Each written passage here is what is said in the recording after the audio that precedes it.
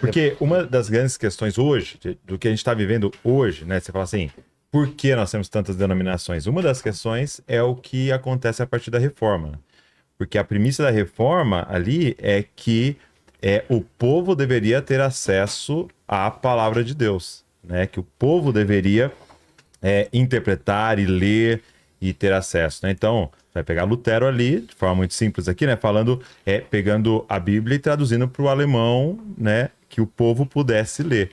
E a partir do momento que você coloca, então, agora a palavra de Deus na mão das pessoas e fala, você pode ler e agora você precisa ter um entendimento dela, né? Você vai lá, você ouve o líder, tal, mas você também pode ler agora e ter entendimento dela, você vai ter essa diversidade. E assim, eu acho que uma coisa que a gente pode caminhar aqui e olhar é que essa diversidade, apesar de ter muitas coisas ruins atreladas a ela, é muito boa se a gente souber lidar com essa diversidade, né? Porque essas conversas aonde eu falo, olha, eu vejo dessa forma, você fala, cara, mas você já pensou nisso aqui? E ele tá dizendo, mas e esse lado aqui? É nesse lugar que a gente encontra um conhecimento muito mais profundo que um cara só dizer, não, eu vou falar com a interpretação correta aqui. Né? Então, a reforma vai dar base para tudo isso estar acontecendo a partir do momento que você fala, ó, todo mundo pode ler a Bíblia. Porque antes era só a Igreja Católica que na verdade, era só o clero nem ali, todo né? mundo. No ambiente do Sacro Império Romano Germânico. Esse é o problema do pessoal que olha o mundo muito limitado. Fora da igreja do Ocidente Latina, você tem a Igreja Ortodoxa Grega, que já está distanciada, quando vai eclodir a reforma, há cerca de 500 anos. E tem tradição armênia, tem tradição aramaica, tem tradição copta, e tem outras coisas. O cristianismo chegou até a Índia, com Tomé. Então, assim, no contexto ocidental da Europa, porque o Império Romano desmonta no ano 476 com a invasão bárbara. Quando existe o triunfo do cristianismo, vai surgir na Idade Média o Sacro Império Romano Germânico. É nesse Sacro Império Romano Germânico, o que vai acontecer? É isso que o pessoal tem que entender. Quando a gente pensa em fé, em igreja, denominação, teologia, o que está rolando? Está rolando o papel da Bíblia, o papel da tradição e da igreja, da experiência pessoal e do uso da razão.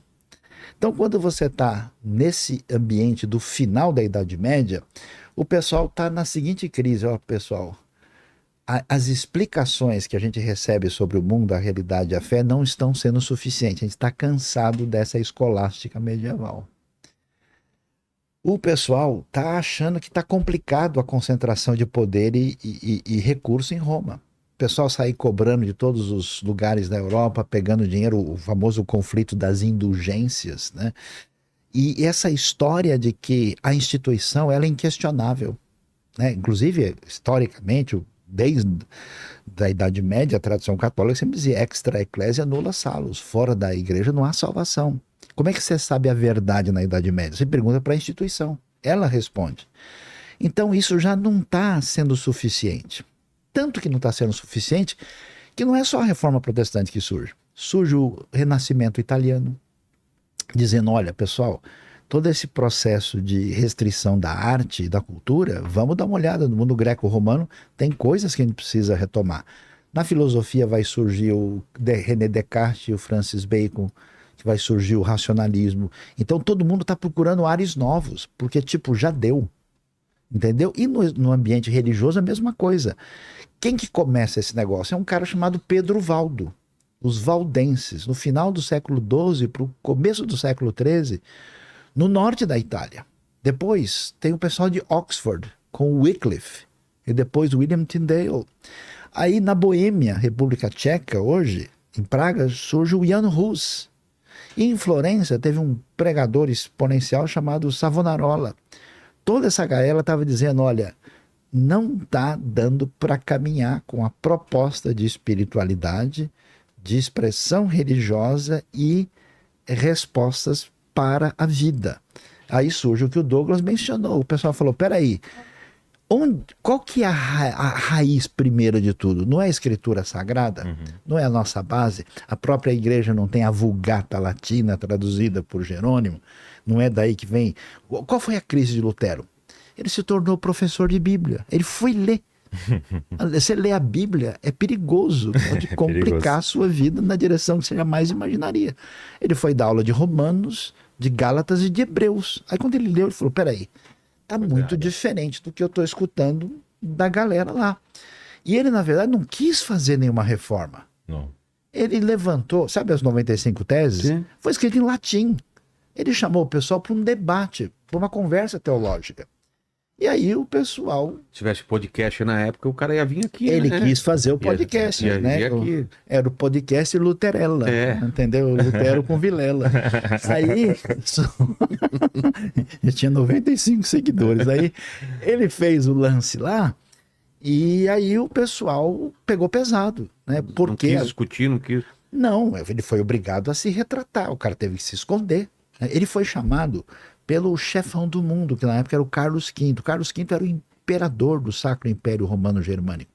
Ele foi chamado para uma cidade chamada Worms, né? E a dieta de Worms, ele vai dizer a famosa frase: Hier stehe ich kann nicht andermals. Aqui eu permaneço e eu não volto mais atrás, né? Você sabe no original, né? E aí ele foi pressionado, né? Porque o Carlos V era o rei de Espanha e imperador do Sacro Império Romano Germânico. Então o Lutero tentou falar o seguinte, olha, vamos ver o que a gente faz para melhorar. Então, o Lutero saiu da igreja e criou a igreja dele. Não, ele foi saído. Até hoje, você vai para a Alemanha, não existe igreja luterana. Existe Die Evangelische Kirche, que é a igreja evangélica. Ele nunca quis. Aí como ele foi saído, e ele ficou em perigo, ele foi para onde? Para o castelo de Wartburg. E lá ele ficou de dezembro de 1521 até março de 1522 e traduziu o Novo Testamento para o alemão. E aí sim, a gente tem uma coisa nova. A Bíblia não fica mais na elite, que é o clero e o pessoal especial que lida com o latim, que não é a língua do povo, e você tem uma tradução que pode ser lida na língua comum do dia a dia, né?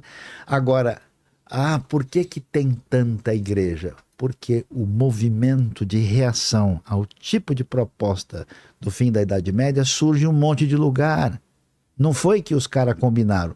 Lutero surge aqui, o Zwinglio ali, o Calvino aqui, os anabatistas, o Conrad Grebel, o Menno Simons, a galera em tudo quanto é lugar pipoca uma reação, porque do jeito que tá, a espiritualidade não rola. E aí, cá estamos nós, depois de tudo isso. Tem um gráfico que dá pra gente... boa. Em cima do que vocês estão falando aí. Olha lá, aí você vê, né, o cristianismo que vem lá de trás, né, da sua raiz, você tem uma mudança aí, né, de Roma para Constantinopla, na ocasião do Constantino, né? Depois, Constantino não oficializa o cristianismo, ele apenas libera, né? No Edito de Milão, no ano 313. Muita bobagem, o pessoal fala, o Constantino que criou esse cristianismo. Não, ele não criou coisa nenhuma. Aí, o desentendimento dos cristãos do Ocidente, ele se dá através da história por caminhos diferentes, até que o cisma acontece no ano 1054. Na verdade, inclusive, a data é 16 de julho do ano 1054. E aí, a Igreja Ortodoxa, originalmente grega, né, ela surge, e depois você vai ter a reforma. Quer dizer, na verdade, houve várias tentativas de reforma, mas elas foram sufocadas. Sim. O Jan Hus morreu queimado, né, e outros passaram por uma situação. Então, assim, sejamos realistas, o pessoal pegou pesado. Houve inquisição, houve uma intolerância muito complicada e que não é proposta neotestamentária isso. E aí o protestantismo se desenvolve. E eu achei interessante aqui, tá vendo? Igreja católicos latinos, Igreja ortodoxa grega. E o protestantismo, assim chamado, ele vai, vamos dizer, crescer com força, principalmente no mundo germânico. Não é interessante?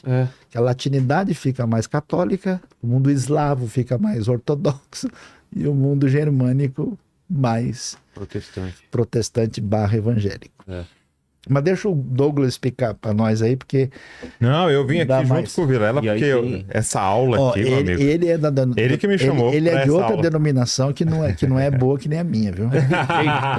E você, qual a sua denominação? Não é? É, a minha denominação, eu sou corintiano. Eita, né? tá vendo? Eu sabia. Sou Isso é, maloqueiro, sofredor. isso é sincretismo religioso. Mas lá tá escrito, ó, luteranismo, calvinismo e anglicanismo são os principais. Mas tem vários outros, que nem você falou. O que aconteceu foi o seguinte: o Lutero não quis fundar uma nova igreja. Então, na verdade, a reforma luterana foi uma reforma muito mais teológica. Se você entra numa igreja luterana assim, fala, puxa, parece que eu estou numa igreja católica. Porque muita coisa do jeitão de ser da tradição católica foi mantida no luteranismo. O que é o foco principal para a gente entender? Existe tanta divisão, mas não é bem assim. Existe o que a gente chama de um centro teológico fundamental, aliás, que toda a cristandade concorda, com raríssimas exceções, que é quem é Deus e quem é Jesus. Então, Deus é descrito como um Deus único, que subsiste em 3 pessoas distintas, que se amam desde a eternidade, que está definido na famosa Confissão de Fé de Nicéia, do ano 325. Então, nisso, católicos, protestantes, ortodoxos, todo mundo concorda com Pra isso. se chamar cristão, né? Exatamente. Isso faz parte dessa referência da cristandade.